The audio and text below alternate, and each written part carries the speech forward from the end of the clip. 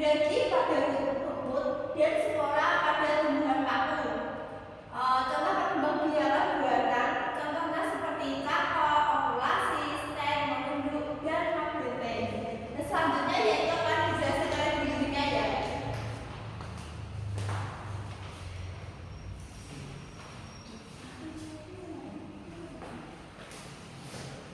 Selanjutnya yaitu ada perkembangan biakan vegetatif atau aseksual, melibatkan satu anu jantan atau serbuk sari dan betina atau putih.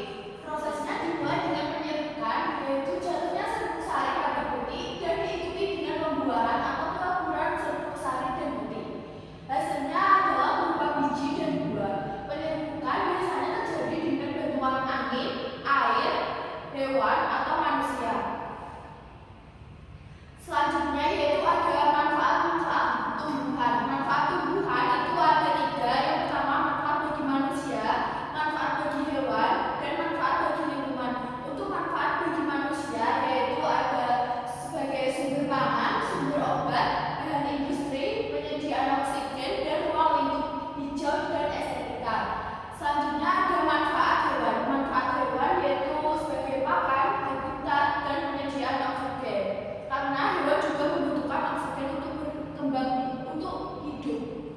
Yang terakhir yaitu